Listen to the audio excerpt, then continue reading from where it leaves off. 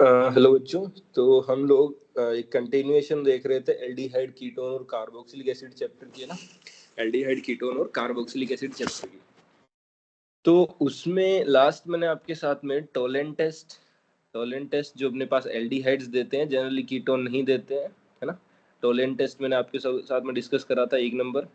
फिर उसके बाद में फेलिंग सॉल्यूशन क्या होता है ना, 2 solution, Fehling A Fehling B, उसमें कॉपर सल्फेट, और फेलिंग बी में अपने पास सोडियम पोटेशियम टार्टरेट जो रहता है, रोसेट सोल जिसको अपन बोलते हैं।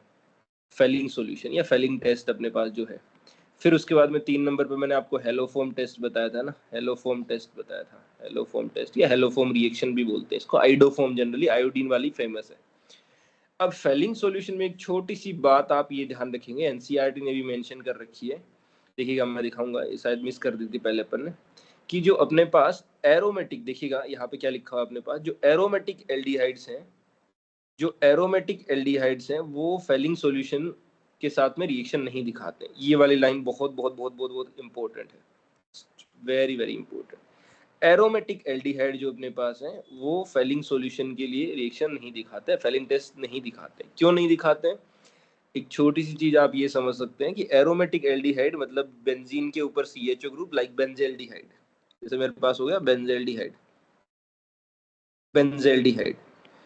तो ये आपको फेलिंग टेस्ट नहीं दिखाएगा। क्यों नहीं दिखाएगा? क्योंकि ये एरोमेटिक जो है अपने पास, इसके साथ में रेजोनेंस में इन्वॉल्व है, यहाँ पे डेल्टा प्लस चार्ज जो है स्लाइटली डिक्रीज हो जाता है, और इसीलिए ये अपने पास इनएक्टिव है टुवर्ड्स फेलिंग टेस्ट। हाँ, ऑल्दो ये टोलेंट टेस्ट दिखाएगा लेकिन फेलिंग नहीं दिखाता है, ठीक है। फिर आइडोफोम हेलोफोम रिएक्शन हो चुकी थी, ये क्वेश्चंस भी अपन ने कर लिए थे, मैंने यहाँ पे डिग्री ऑफ अनसैचुरेशन काफी चीजें आपके साथ में डिस्कस करी है। फिर अगला टॉपिक है अपने पास, अगला टॉपिक है reaction due to alpha hydrogen. कि भाई साहब अल्फा हाइड्रोजन भी तो होते हैं एल्डिहाइड और कीटोन में। देखो यहाँ से मैं कुछ आपके मिथ क्लियर करूंगा, क्या मिथ है देखिएगा। हमने पहले बात करी है कि अपने पास जो एल्डिहाइड या कीटोन्स हैं, एल्डिहाइड या फिर जो कीटोन्स हैं अपने, उनमें जो कार्बोनिल कार्बन होता है वो मेरे पास इलेक्ट्रोफिलिक नेचर का होता है। ये चीज मैंने आप लोगों के साथ में डिस्कस करी हुई है ना। ये कार्बन मेरे पास इलेक्ट्रोफिलिक नेचर का है, मतलब यहाँ पे डेल्टा प्लस चार्ज है और इस ऑक्सीजन पे मेरे पास डेल्टा माइनस चार्ज है, ठीक है। मतलब इस पे कोई न्यूक्लियोफाइल अटैक कर सकता है। तो एक पाथवे तो था, ये अपने पास कौन सी रिएक्शन शो कर सकता है? न्यूक्लियोफिलिक एडिशन रिएक्शन शो कर सकता है। न्यूक्लियो जो अपने देखी भी पहले, न्यूक्लियोफिलिक एडिशन रिएक्शन शो कर सकता है, एडिशन रिएक्शन शो कर सकता है, जो अपन ने देखी भी थी, ठीक है। सही बात है, मान ली बात, अगर इतना कह रहा हूं तो मान ली होगी आपने भी। अब दूसरा पॉइंट मेरा क्या है कि मान लो किसी तरीके से ये जो कीटो फॉर्म है इसको मैं इनोल फॉर्म में कन्वर्ट कर दूं, है ना। ऑल्दो इनोल फॉर्म उतनी ज्यादा स्टेबल होगी नहीं इसकी, लेकिन फिर भी मान लेते हैं अगर इस कीटो फॉर्म को मैं किसी तरीके से इनोल फॉर्म में कन्वर्ट कर दूं, acid catalyse enolisation, base catalyse enolisation, बहुत बहुत तरह के इनोलाइजेशन होता है। अब इनोल या इनोलेट में क्या होता है अपने पास, यहाँ पे जो अल्फा हाइड्रोजन है, ये जो अल्फा हाइड्रोजन है, बस थोड़ा सा स्कीम समझना आप एक, ये जो अल्फा हाइड्रोजन है अल्फा एच, वो क्या करते हैं अपन इनोल कैसे बनाते हैं, टोटोमेरिज्म समझ लो आप, तो अभी एक टाइम के लिए टोटोमेरिज्म समझ लो। ये हाइड्रोजन के इलेक्ट्रॉन मान लो मैंने यहाँ शिफ्ट करा दिए, कैसे कराऊंगा वो समझाऊंगा। ये बॉन्ड मान लो मैंने इधर शिफ्ट करा दिया, और जो हाइड्रोजन है वो लेटर सपोज मैंने यहाँ से यहाँ भेज दिया है, हाइड्रोजन को यहाँ से यहाँ भेज दिया, तो मेरे पास होगा क्या, ये जो कीटो वाली फॉर्म है ये कन्वर्ट हो जाएगी, यहाँ पे मेरे पास डबल बॉन्ड क्रिएट हो जाएगा, डबल बॉन्ड बन जाएगा भाई साहब, यहाँ पे ऑक्सीजन है और इस ऑक्सीजन के ऊपर मेरे पास हाइड्रोजन आ चुका है, ठीक है। और इधर अपने पास एक कोई डिफरेंट ग्रुप लगा होगा, ये इनोल बन चुका है। क्या बन चुका है? इनोल। ये इनोल है, तो ऐसे इनोल बन सकता है। या फिर मान लो अगर बेसिक मीडियम होता मेरे पास, अगर बेसिक मीडियम होता, इफ बेसिक मीडियम प्रेजेंट होता, इफ बेसिक मीडियम अगर होता, इफ बेसिक मीडियम होता, तो बेसिक मीडियम क्या करता है, यहाँ से ये हाइड्रोजन अपसेट कर सकता था, तो ये जो इनोल है मेरे पास एक्चुअल में इनोलेट में कन्वर्ट हो जाता। मान लेते हैं मेरे पास KOH है, बेसिक मीडियम KOH मान लो या NaOH मान लो, तो यहाँ पे जो इनोल बना है ये इनोलेट में कन्वर्ट हो जाएगा, यहाँ पे O-K+ बनेगा अपने पास, और इधर ये है, मतलब यहाँ पे क्या बन चुका है मेरे पास, इनोलेट बन चुका है, दिस इज आवर इनोलेट।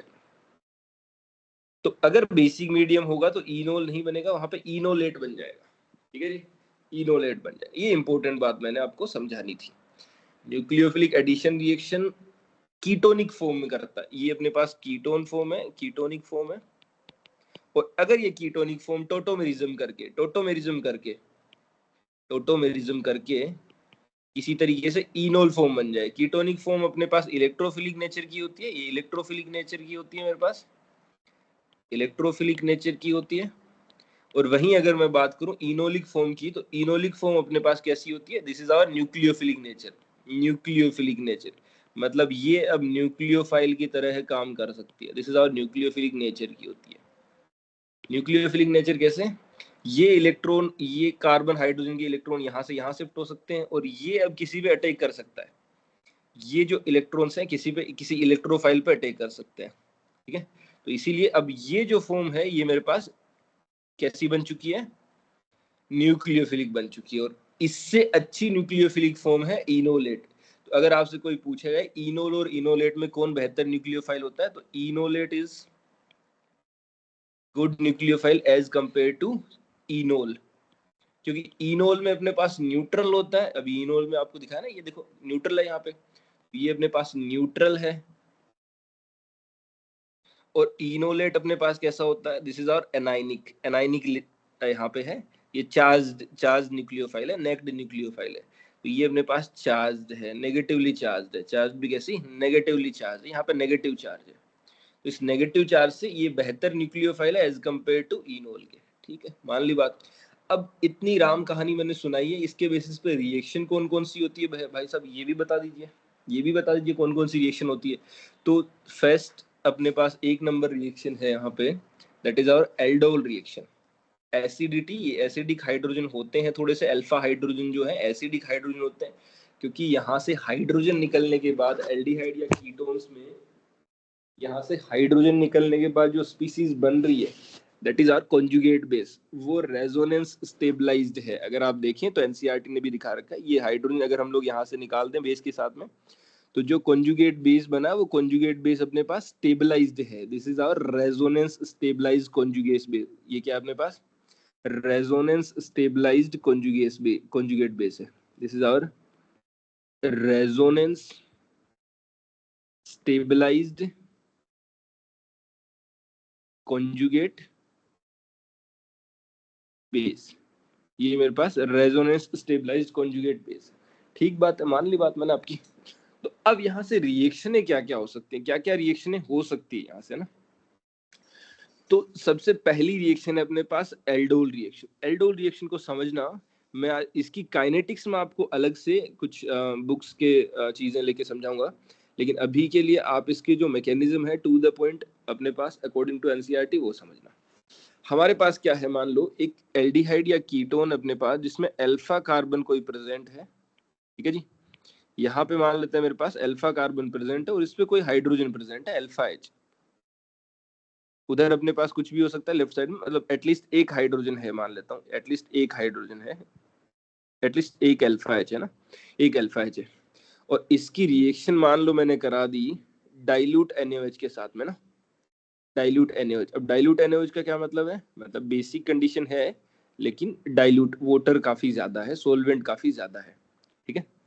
तो मान लो डाइल्यूट NaOH या KOH के साथ में करा दी अपने पास, ठीक है। डाइल्यूट NaOH ले सकते हैं या KOH या बेरियम हाइड्रोक्साइड भी ले सकते हैं। तो आपको क्या क्या चीजें गिवन हो सकती हैं? डाइल्यूट NaOH या फिर डाइल्यूट KOH, या फिर आपको गिवन हो सकता है डाइल्यूट बेरियम हाइड्रोक्साइड, जैसे एनसीईआरटी ने दे रखा है बेरियम हाइड्रोक्साइड, ये गिवन हो सकता है। अब ये क्या करेंगे अपने पास भाई, NaOH तो अपने पास एज ए बेस काम कर सकता है, ठीक है, बिल्कुल सही बात है, एज ए बेस काम कर सकता है। तो OH माइनस, अभी थोड़ी देर पहले हमने बात करें कि इसके जो अल्फा हाइड्रोजन होते हैं वो स्लाइटली एसिडिक नेचर के होते हैं। तो इस हाइड्रोजन को ऑब्स्ट्रैक्ट कर लेगा। हाइड्रोजन को ऑब्स्ट्रैक्ट करने के बाद यहाँ पे ये क्या होगा, यहाँ पे ये जो इलेक्ट्रॉन है ये इलेक्ट्रॉन इधर की तरफ शिफ्ट होंगे और ये यहाँ से यहाँ अपने पास ये इलेक्ट्रॉन यहाँ से यहाँ शिफ्ट हो जाएंगे। तो होगा क्या मेरे पास, होगा क्या, ये जो अपना है कीटोन वाला टाइप का पार्ट जो है, ये यहाँ पे ये इलेक्ट्रॉन यहाँ शिफ्ट हुए तो O माइनस यहाँ पे आ गया, डबल बॉन्ड मेरे पास यहाँ पे आ चुका है, ठीक है, प्लस यहाँ पे क्या आ चुका है अपने पास, H2O बाहर निकल चुका है, H2O बाहर निकल चुका है, और जो Na+ था उसको आप यहाँ पे दिखा सकते हैं Na+, ये बन चुका है अपने पास इनोलेट। ये क्या बन चुका है मेरे पास? इनोलेट। तो ये हमारा बन चुका है enolate, this is our enolate. ये मेरे पास इनोलेट बन चुका है, इनोलेट। अब इनोलेट बन चुका, तो अभी 2 ही सेकंड पहले मैंने आपको बताया था इनोलेट कैसा होता है, न्यूक्लियोफिलिक नेचर का। इनोलेट कैसा होता है अपने पास? न्यूक्लियोफिलिक नेचर का। बिल्कुल सही बात है, इनोलेट न्यूक्लियोफिलिक नेचर का होता है। अब ये इनोलेट क्या करेगा? तो आप एक चीज समझें, इनोलेट क्या करेगा अपने पास? ऐसा तो है नहीं कि ऐसे एल्डिहाइड या जो कीटोन अपने पास इसकी एक ही यूनिट थी, ऐसे अपने पास रिएक्शन में तो बहुत सारे एल्डिहाइड थे। तो अब ये जो इनोलेट है ये मेरे पास न्यूक्लियोफाइल नेचर का बन चुका है। मतलब ये इनोलेट कैसा होता है? न्यूक्लियोफिलिक नेचर का। ये न्यूक्लियोफाइल बन चुका है। ये क्या बन चुका है? न्यूक्लियोफाइल बन चुका है। और न्यूक्लियोफाइल को तो क्या चाहिए? इलेक्ट्रोफिलिक सेंटर चाहिए, इलेक्ट्रोफिलिक सेंटर चाहिए। तो ऐसा नहीं है कि सारे के सारे मेरे पास ये कीटोन खत्म हो गए, कुछ कीटोन ऐसे बचे हुए होंगे। तो मान लेता हूं मैं, ये स्टेप नंबर 1 था, 1 नंबर स्टेप था, ये स्टेप नंबर 1 है ना। ये अपने पास एल्डोल रिएक्शन की बात चल रही है। यहाँ से थोड़ा सा डिटेल में लिख देता हूँ। यहाँ से एल्डोल रिएक्शन की बात चल रही है अपने पास, सॉरी, एल्डोल रिएक्शन की बात चल रही है, एल्डोल रिएक्शन की अपन बात कर रहे हैं। और ये स्टेप नंबर 1 है अपने पास, आराम से समझते हुए चलना। स्टेप नंबर 1 है, स्टेप नंबर 1 है। अब स्टेप 2 में क्या होगा? जो मेरे पास इनोलेट बना है, स्टेप 2 में क्या होगा? जो इनोलेट बना है ये एज ए न्यूक्लियोफाइल काम करेगा। कैसे काम करेगा? क्योंकि ऐसा तो है नहीं कि सारे के सारे मेरे पास खत्म हो चुके हैं, क्या कीटोन या एल्डिहाइड, तो कुछ तो बचे होंगे। तो मान लेता हूँ ये जो पहले वाला है इसमें से एक यूनिट बची हुई है, इस तरीके से दिखा देता हूँ मैं।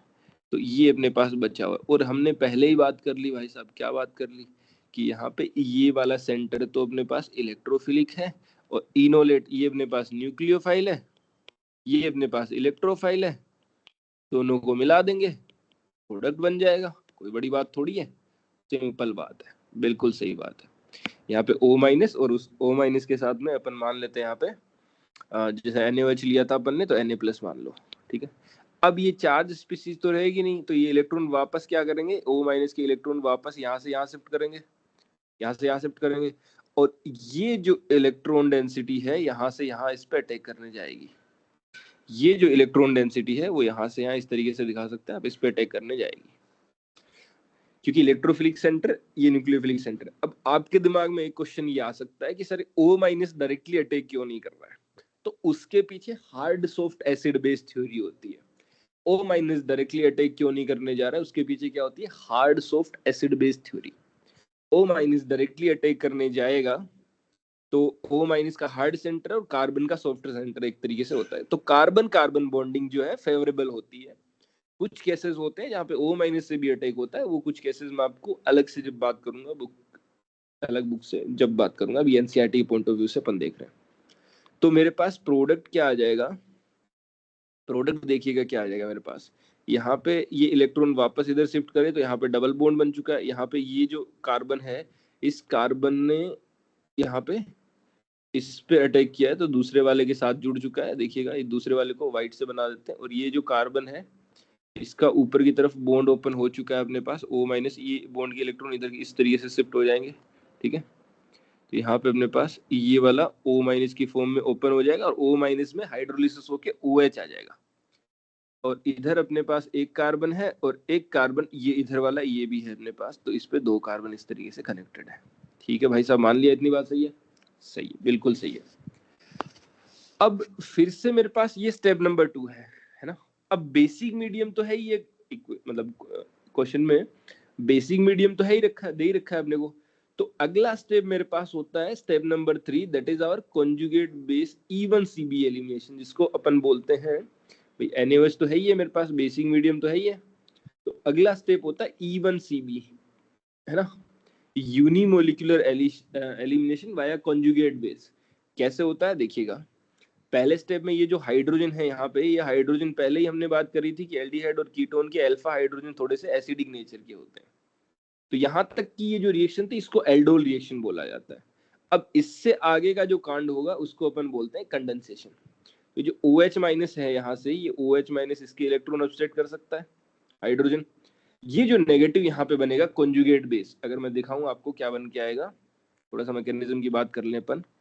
ये और यहाँ पे एक कार्बन है मेरे पास, इस कार्बन के आगे एक और कार्बन है, यहाँ पे OH जुड़ा हुआ है मेरे पास, और यहाँ पे ये जुड़ा हुआ है। तो ये यहाँ पे मेरे पास नेगेटिव आ चुका है, यहाँ पे नेगेटिव आ चुका है। ठीक बात है, मान ली बात। अब वैसे तो मेरे पास OH हो गया है ना, मैं अगर बात करूं आपसे, जैसे OH हो गया या फ्लोरीन हो गया, ये या NH2 हो गया, OH फ्लोरीन NH2, ये अपने पास NH2, ये बैड लिविंग ग्रुप होते हैं, वैसे तो बैड लिविंग ग्रुप होते हैं, तो एक्सटर्नल अटैक से तो नहीं जाते, ये बैड लिविंग ग्रुप होते हैं, बैड लिविंग ग्रुप होते हैं, बैड लिविंग ग्रुप है। मतलब इनको एक्सटर्नल अटैक से आप बाहर नहीं निकाल सकते, एक्सटर्नल अटैक से बाहर नहीं निकाल सकते आप, इनको लीव नहीं करा सकते, एक्सटर्नल अटैक से कभी बाहर नहीं जाएंगे। लेकिन यहाँ पे O- जो है इंटरनल अटैक करके इसको अपन E1CB मैकेनिज्म के थ्रू ये बॉन्ड के इलेक्ट्रॉन यहाँ शिफ्ट होंगे और ये जो OH है वो बाहर निकल जाएगा, और बेसिक मीडियम में कहीं पे बीच में H2O बना था ना अपने पास, ये H2O बना था, इधर से ये H+ लेके ये भी H2O में कन्वर्ट हो सकता है। तो अगले स्टेप में मेरे पास क्या हुआ है, यहाँ से अगर मैं देखूं E1CB, ये हीटिंग की कंडीशन में होता है, ऐसे तो OH बाहर नहीं जाएगा, थोड़ा सा हीटिंग रहती है, सेकंड स्टेप में हीट रहती है अपने पास, है ना। तो हीटिंग कंडीशन में क्या होता है, यहाँ पे डबल बॉन्ड O है, ये कार्बन कार्बन का बॉन्ड था अपने पास, यहाँ पे डबल बॉन्ड बन चुका है,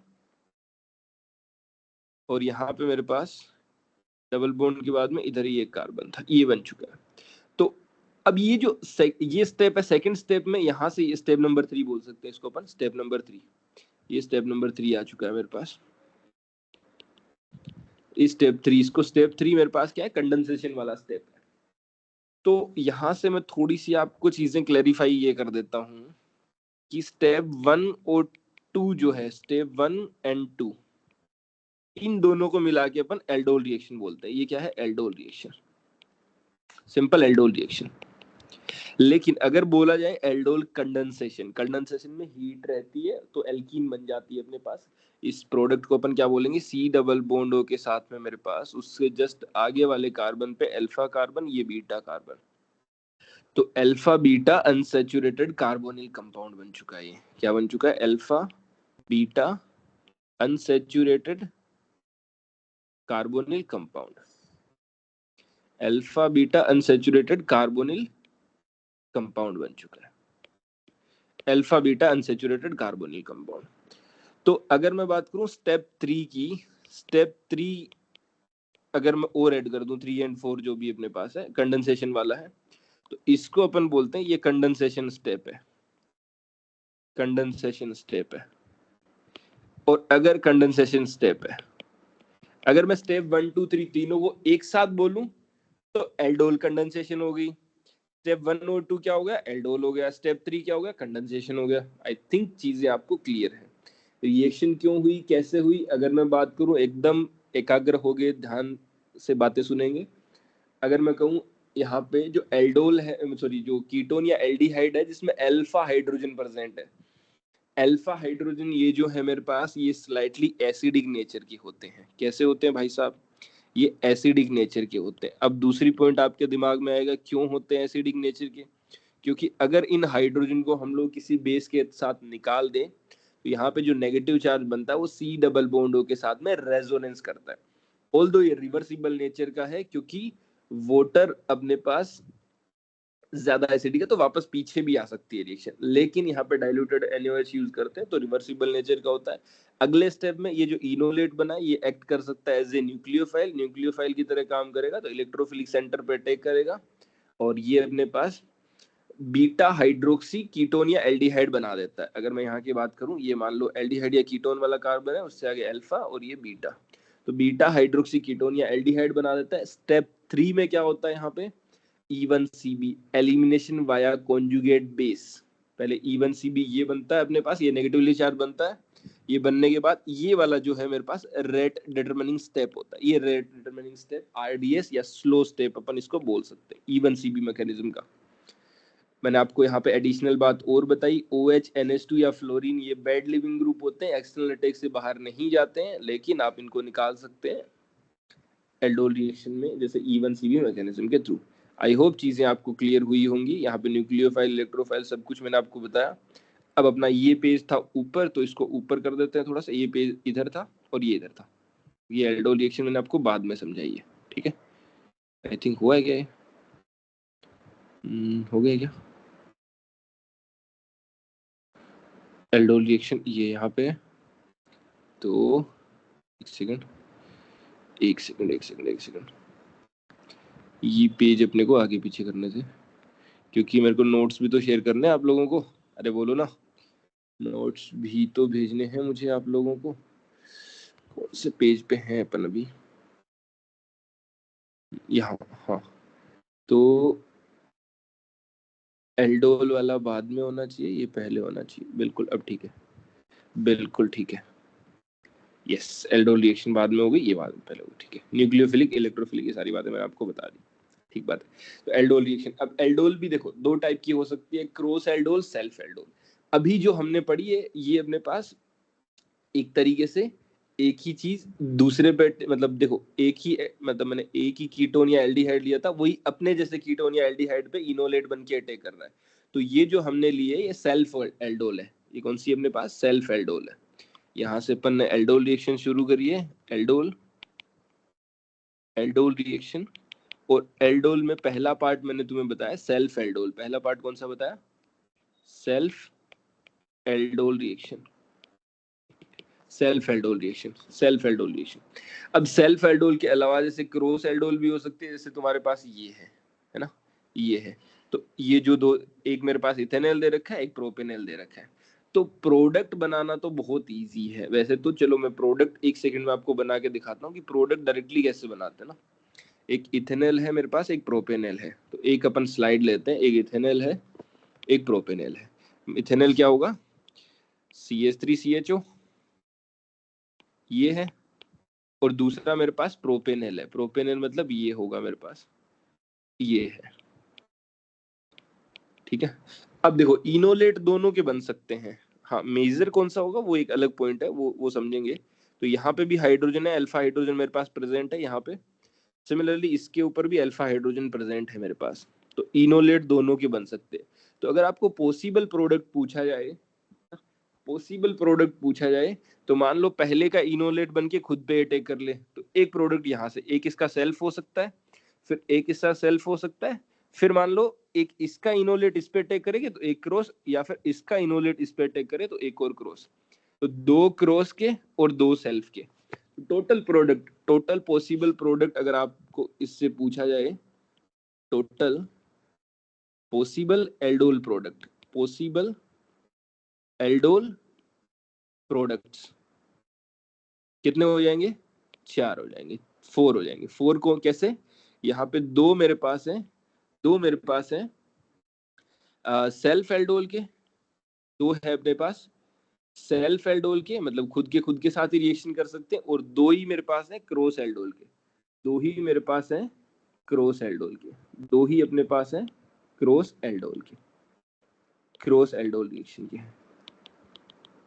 ठीक है। ऐसे दो पॉसिबिलिटी है अपने पास, दो सेल्फ एल्डोल के और दो ही मेरे पास क्या है? क्रॉस एल्डोल के, दो ही मेरे पास है क्रॉस एल्डोल के, ठीक है। तो ये 4 प्रोडक्ट हो सकते हैं, चारों बना भी सकते हैं, लेकिन मैं यहाँ पे आपको मेजर प्रोडक्ट बना के दिखाने की कोशिश करूंगा, है ना। क्रॉस वाले दिखाने की कोशिश करूंगा, सेल्फ वाले तो आप समझ सकते हैं कि ऐसा ही। तो उसमें मेजर दिखाने की कोशिश करूंगा। अब मेजर में देखो, आप मेरे को ये बताओ कि इनोलेट किसका बनाएंगे, है ना। इन दोनों में से मेजर प्रोडक्ट की अगर बात करूं तो इनोलेट हम लोग उसका बनाएंगे जिसमें ज्यादा एसिडिक हाइड्रोजन है ना। We try to make enolate that aldehyde, that particular aldehyde, which one having more acidic hydrogen, जिसपे ज्यादा एसिडिक हाइड्रोजन प्रेजेंट है, एसिडिक हाइड्रोजन ज्यादा है, उसको अपन ट्राई करेंगे पहले इनोलेट बने। तो आप सिंपल सी चीज देखो ना, ये मान लो मेरे पास लेटर सपोज HA है, सॉरी, ये लेटर सपोज मेरे पास HA है, ये मान लो HB है। अब देखो HA से हाइड्रोजन हटाओगे तो नेगेटिव चार्ज बनेगा C डबल बॉन्ड के साथ रेजोनेंस में, HB में भी रेजोनेंस में होगा। लेकिन ये वाला जो कार्बन है इधर CH3 ग्रुप जो लगा हुआ है, ये जो CH3 ग्रुप यहाँ पे लगा हुआ है, वो प्लस आई इफेक्ट से नेगेटिव चार्ज को डिस्टेबलाइज करेगा। इसलिए मुझे क्लियर कट दिख रहा है कि ethanol is more acidic, ethanol alpha H is more acidic as compare to propanol alpha H. तो यहाँ पे मैं क्या करूंगा, इथेनॉल से हाइड्रोजन हटाऊंगा, हटा देते हैं, सिंपल सी बात है। तो हाइड्रोजन बेसिक मीडियम में हटाने के बाद यहाँ पे अपने पास इसका जो इनोलेट बन के आएगा मेरे पास, अगर मैं दिखाऊं यहाँ पे इसका इनोलेट ये बनेगा, यहाँ पे O-, यहाँ पे डबल बॉन्ड, और यहाँ पे मेरे पास हाइड्रोजन हाइड्रोजन है, ये इनोलेट बन गया। मान लो बेसिक मीडियम KOH है तो यहाँ पे K+ आ जाएगा। साथ में आपके पास प्रोपेनॉल था, तो प्रोपेनॉल को दिखा दीजिए एक बार, ये मेरे पास प्रोपेनॉल है, प्रोपेनॉल में यहाँ पे ये है और ये है, ठीक बात है। अब क्या कराएंगे आप, ये कॉन्जुगेशन के थ्रू ये इलेक्ट्रॉन वापस यहाँ शिफ्ट होंगे, अगर मैं दिखाऊं कॉन्जुगेशन के थ्रू इलेक्ट्रॉन वापस यहाँ शिफ्ट होंगे और इस कार्बन सेंटर से अपने पास अटैक होगा, इस कार्बन सेंटर से अटैक होता हुआ आपको दिखेगा, ठीक है। इस तरीके से थोड़ा सा कर्व्ड एरो दिखाते हैं अपन, इस तरीके से पूरा ऐसे नहीं दिखाते हैं, ऐसे कर्व्ड एरो दिखाते हैं, ठीक है। इससे अटैक होगा, ये वाले बॉन्ड ओपन होंगे, करली एरो करके दिखाया जाता है जब भी इस तरीके से अटैक दिखाते हैं, ठीक बात है। तो प्रोडक्ट मेरे पास क्या बन के आएगा, अगर मैं प्रोडक्ट की बात करूं तो देखिएगा यहाँ पे लिखता हूँ प्रोडक्ट, इसका प्रोडक्ट इधर लिखता हूँ। तो ये जो पहली वाली मैं बना रहा हूँ, ये C डबल बॉन्ड आ जाएगा मेरे पास यहाँ पे, और ये सॉरी यहाँ पे हाइड्रोजन प्रेजेंट है, फिर एक कार्बन है, और इस कार्बन ने, मान लो ये 1 नंबर कार्बन है, यहाँ पे 1 नंबर मान लेते हैं मेरे पास, ये 1 नंबर कार्बन है, या 1 नंबर मत बोलो आप इसको, मतलब ऐसे ही दिखा देते हैं, चलो बॉन्ड बनाएंगे तो 1 नंबर यहाँ पे इसके साथ में बॉन्ड बनेगा, तो इसने अटैक करा इसके ऊपर, और इसका O- की फॉर्म में ये वाला बॉन्ड यहाँ पे शिफ्ट हो जाएगा, O- से OH आ जाएगा, और इसके आगे 2 कार्बन और है, तो 2 कार्बन अपन और दिखा देते हैं, इसके आगे 2 कार्बन और दिखा देते हैं, मान लेते हैं डिफरेंट कलर से यूज कर लेते हैं, 2 कार्बन अपन और दिखा देते हैं, ये 2 कार्बन मैंने दिखा दिया, ये प्रोडक्ट बन चुका है। ये एल्डोल रिएक्शन का प्रोडक्ट हो चुका है। अपने को पता है कंडेंसेशन भी कराना, हीटिंग रहेगा साथ में, है ना, साथ में हीटिंग रहेगा, और वही E1CB मैकेनिज्म से जाएगा। तो डायरेक्टली मैं बता देता हूँ, यहाँ से हाइड्रोजन निकलेगा और उसका कॉन्जुगेट बेस बनेगा, कॉन्जुगेट बेस किसको निकाल देगा उधर से, OH को। तो H और OH वाटर की फॉर्म में एक तरीके से आप सोच सकते हैं निकलेगा, और यहाँ पे अल्फा बीटा अनसेचुरेटेड मेरे पास कार्बोनिल कंपाउंड बन जाएगा, अल्फा बीटा अनसेचुरेटेड मेरे पास कार्बोनिल कंपाउंड बन जाएगा। तो ये अपने पास हो जाएगा यहाँ पे प्रोडक्ट, और डबल बॉन्ड मेरे पास आ जाएगा यहाँ पे, ये डबल बॉन्ड आ चुका है, ठीक है। ये अल्फा और ये beta, alpha beta unsaturated carbonyl compound, ऐसे 3 प्रोडक्ट और पॉसिबल हो सकते थे, लेकिन मैंने सिर्फ आपको मेजर प्रोडक्ट बना के दिखाया है, मेजर प्रोडक्ट बना के दिखाया है। अच्छा, मेजर ये क्यों है, वैसे तो क्रॉस का मेजर है, सॉरी सेल्फ का तो अपन बात नहीं कर रहे अभी, क्रॉस का मेजर है। इन्होंने क्या दिखाया देखिएगा एक बार, एनसीईआरटी ने क्या दिखा रखा है, अगर दिखा रखा है तो चेक करते हैं, अगर ले रखा है तो सिंपल और सेल्फ एल्डोल, अच्छा 4 प्रोडक्ट बना के दिखाए इसने ना, यहाँ पे क्रॉस एल्डोल के भी दिखा रखे हैं, आप 4 दिखा सकते हैं, कोई बड़ी बात नहीं है, सेल्फ एल्डोल के भी दिखा सकते हैं, तो 4 प्रोडक्ट बनेंगे, वो आपको मैंने पहले ही बता दिया था। फिर अगली रिएक्शन है मेरे पास, जैसे ये है, एक बेंजेल्डिहाइड इधर दे रखा है, एक इधर बेंजेल्डिहाइड दे रखा है, इधर अपने पास एसीटोफिनोन दे रखा है। तो बेंजेल्डिहाइड और एसीटोफिनोन में बात करूं तो देखो आप, बेंजेल्डिहाइड का तो बना ही नहीं सकते ना, इसका तो इनोलेट पॉसिबल ही नहीं है ना, बेंजेल्डिहाइड का तो इनोलेट नॉट पॉसिबल, इसका तो इनोलेट आप बना ही नहीं सकते। क्यों नहीं बना सकते, क्योंकि इसमें अल्फा एच है ही नहीं, इनोलेट नॉट पॉसिबल। क्यों नहीं पॉसिबल है, क्योंकि there is no alpha H, no alpha hydrogen, there is no alpha H, alpha hydrogen है ही नहीं। लेकिन यहाँ पे तो अल्फा हाइड्रोजन है अपने पास, देर इज अल्फा हाइड्रोजन, तो यहाँ से इनोलेट बनाएंगे, ये इनोलेट बनाएंगे एक तरीके से, और इससे अटैक कराएंगे इस पे, और अपने पास ये अटैक हो, यहाँ पे OH आएगा, फिर वाटर मॉलिक्यूल बाहर निकाल के डबल बॉन्ड बन जाएगा, इन दोनों के बीच में डबल बॉन्ड आ जाएगा, ये alpha beta unsaturated carbonyl compound बन जाएगा अपने पास। तो ये मेजर प्रोडक्ट है, ये कर सकते हैं, इसमें तो एक ही प्रोडक्ट बनेगा, और एक सेल्फ वाला भी हो सकता है, तो 2 प्रोडक्ट बनेंगे, इसमें 2 प्रोडक्ट हो सकते हैं।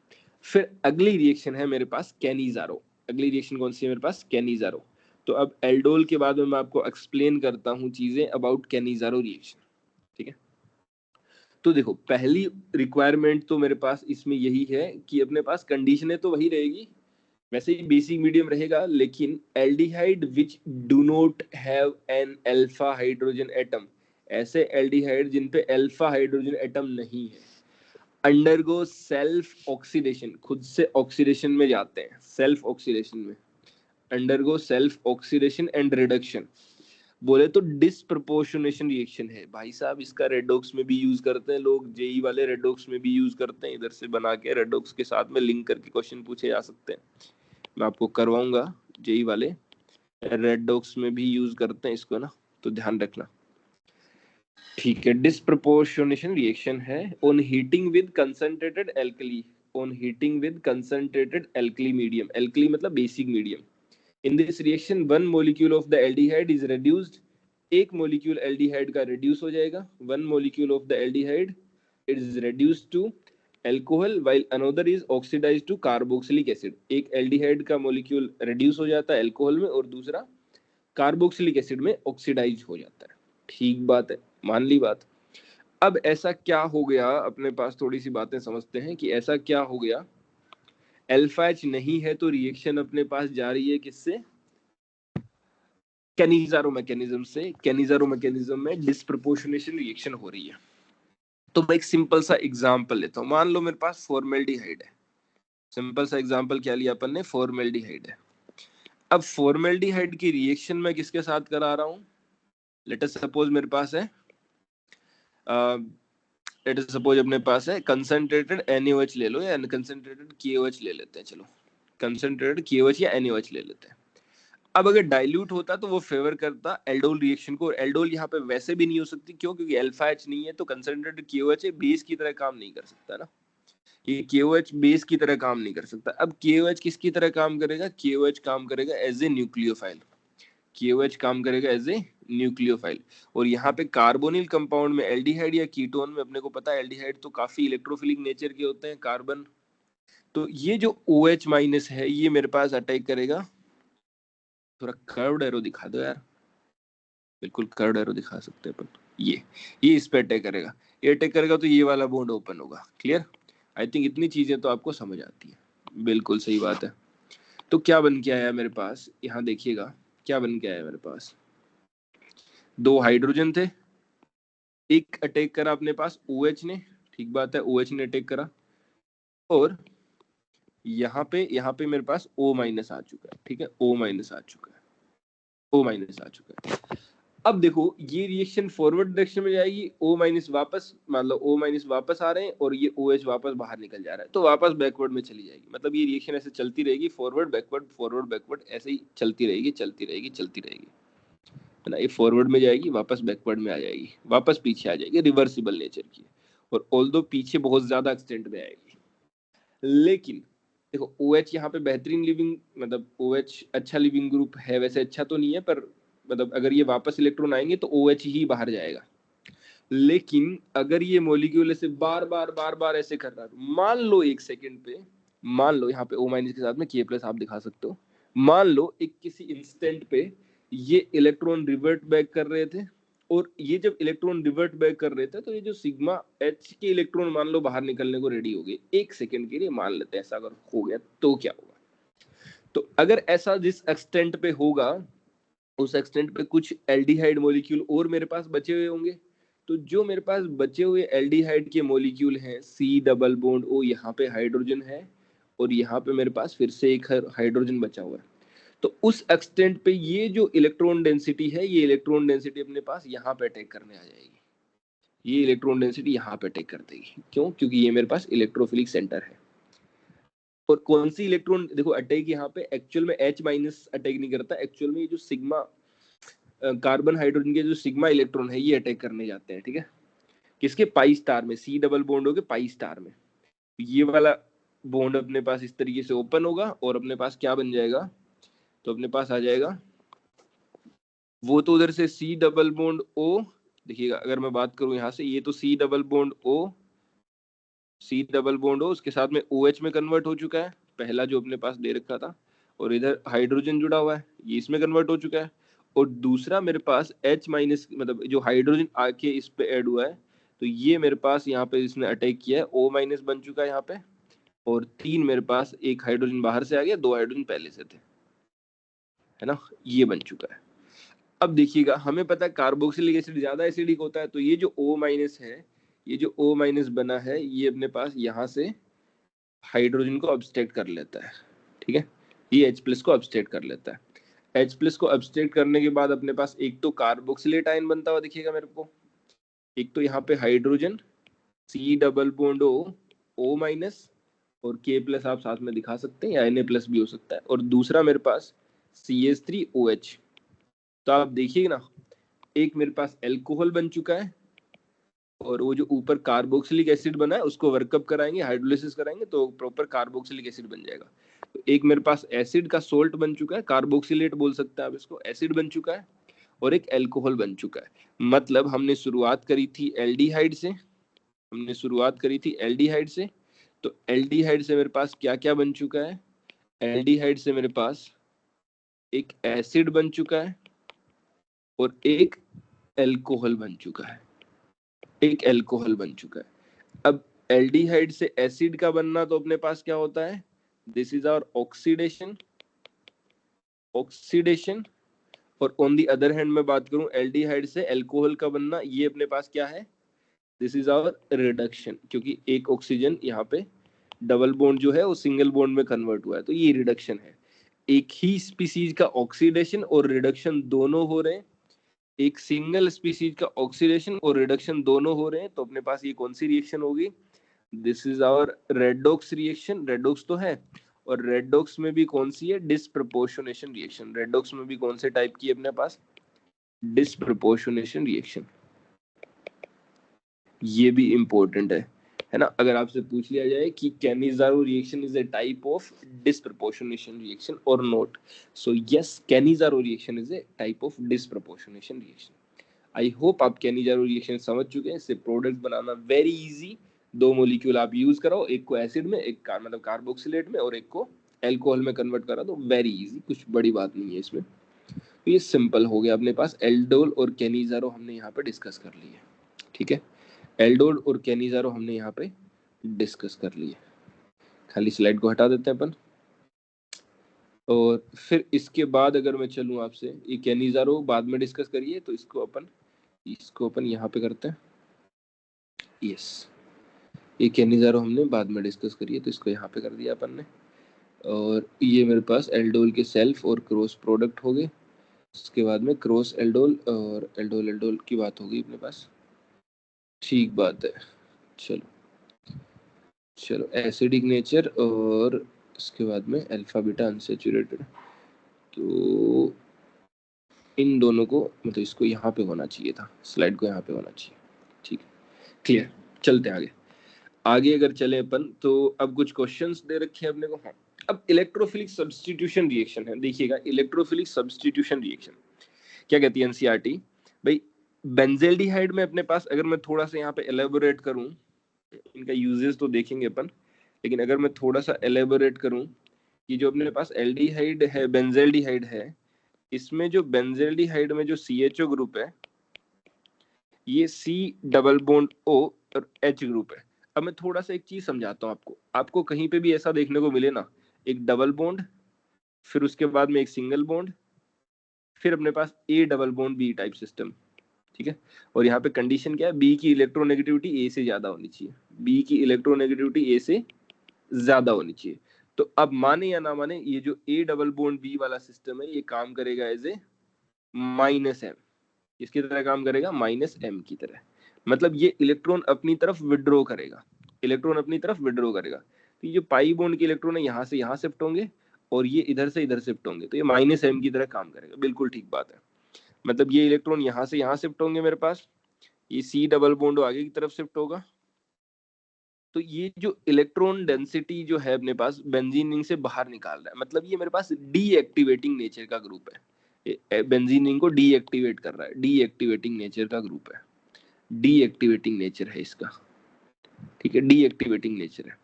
अब डीएक्टिवेटिंग नेचर है, तो क्या यहाँ पे मतलब बेंजीन रिंग क्या न्यूक्लियोफिलिक बिल्कुल नहीं रहेगी क्या, हल्की फुल्की तो रहेगी, आपको थोड़ा हाई टेम्परेचर या फिर रिएजेंट जो है उसकी कंसंट्रेशन ज्यादा रखनी पड़ेगी, इलेक्ट्रोफाइल की कंसंट्रेशन ज्यादा रखनी पड़ेगी। तो अपने पास जो बेंजीन रिंग है उसमें न्यूक्लियोफिलिक कैरेक्टर डिक्रीज कर जाते हैं, न्यूक्लियोफिलिक कैरेक्टर डिक्रीज कर जाते हैं, कैरेक्टर डिक्रीज कर जाएंगे। और डिक्रीज कर जाएंगे तो जो इलेक्ट्रोफिलिक सब्स्टिट्यूशन की जो रेट है मेरे पास, इलेक्ट्रोफिलिक सब्स्टिट्यूशन रिएक्शन की जो रेट है वो भी काफी हद तक डिक्रीज कर जाएगी। अब डिक्रीज कर जाएगी या होगी या नहीं होगी वो तो डिपेंड करेगा। तो अगर मैं रिएक्शन करवाऊं तो रिएक्शन तो होगी, और कैसे होगी? अब देखो ये इलेक्ट्रॉन डेंसिटी विड्रॉ कर रहा है तो ऑर्थो पैरा से तो विड्रॉ कर लेगा भाई। अगर ये डीएक्टिवेट कर रहा है, आपको पता है रेजोनेंस इफेक्ट कहाँ पे लगता है? ऑर्थो पैरा पे। तो ये डीएक्टिवेट कर रहा है तो विड्रॉ कहाँ पे करता है?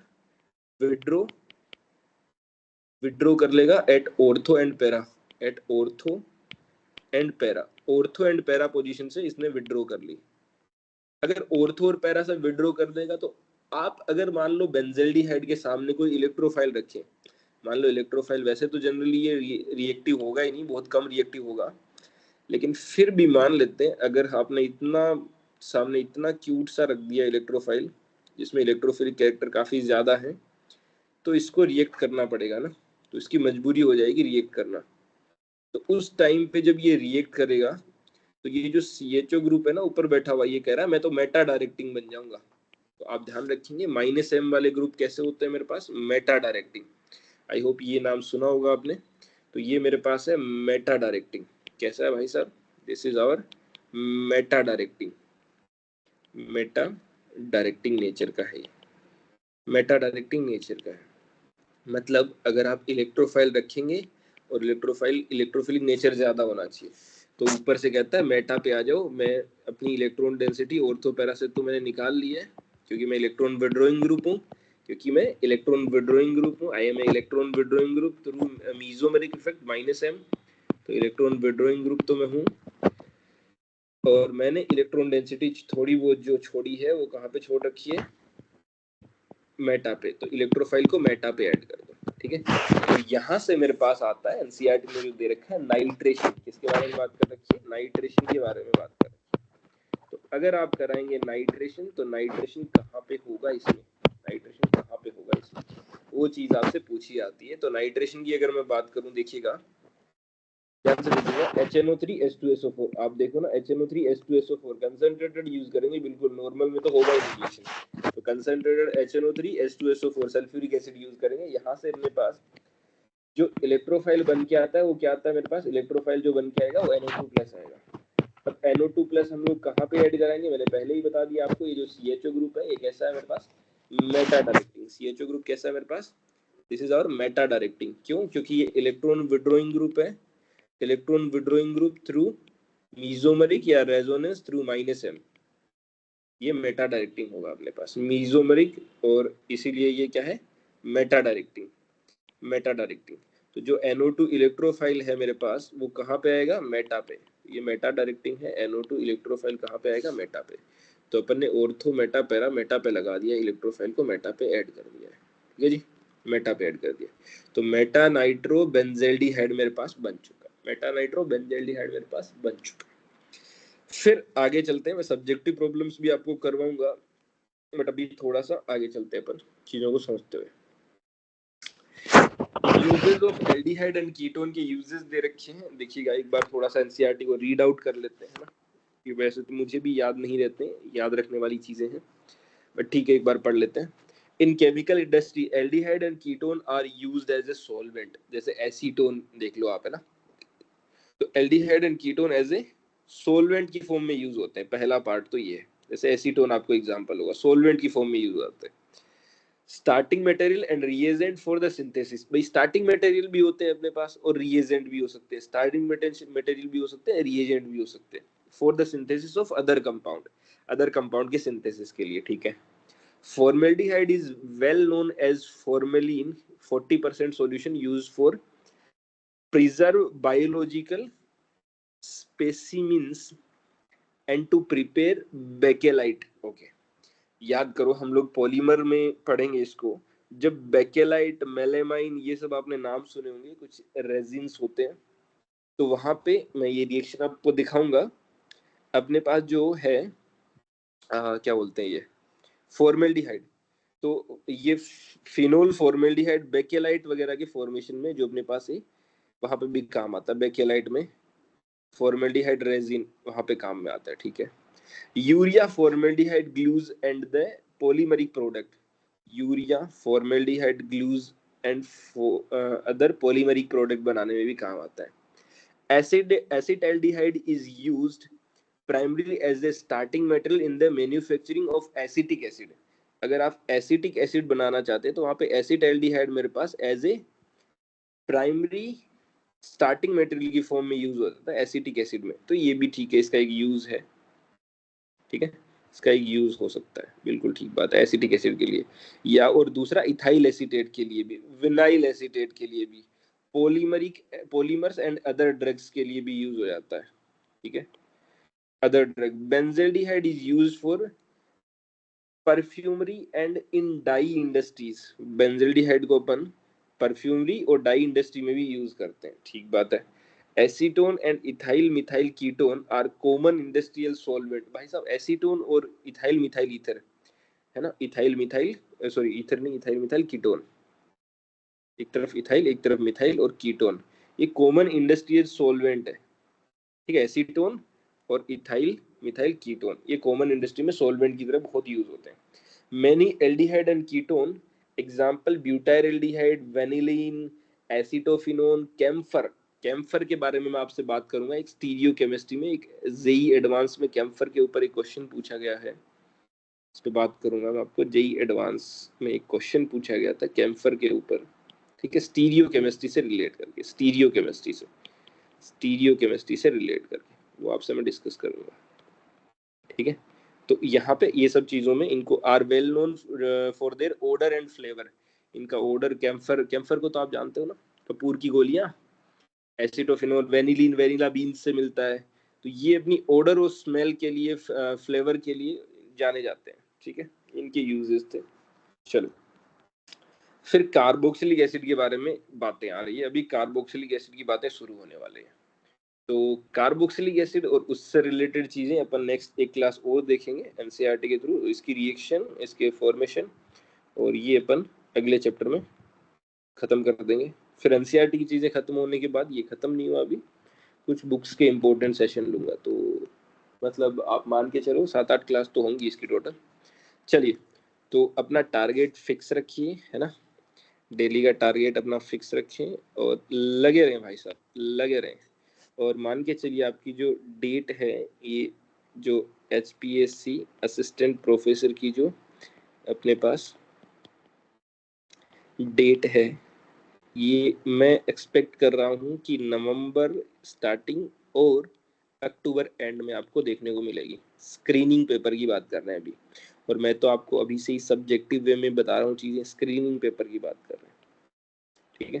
तो मैं तो आपको सब्जेक्टिव वे में बता रहा हूँ, तो आप सब्जेक्टिव वे में पढ़ते हुए चलें अभी, और ऑब्जेक्टिव क्वेश्चन बहुत सारे अपन सोल्व करते हुए चलेंगे। तो अपना टारगेट फिक्स रखें, ठीक है। चलिए मिलते हैं नेक्स्ट क्लास में, और ये सारे के सारे नोट्स एक बार हो जाए पूरे 8-10 क्लास, उसके बाद मैं आपको शेयर कर दूंगा सारे के सारे नोट्स, सारे के सारे क्वेश्चन, सब कुछ चैप्टर वाइज। चलिए मिलते हैं अपन, बाय बाय, जय हिंद, जय श्री राम।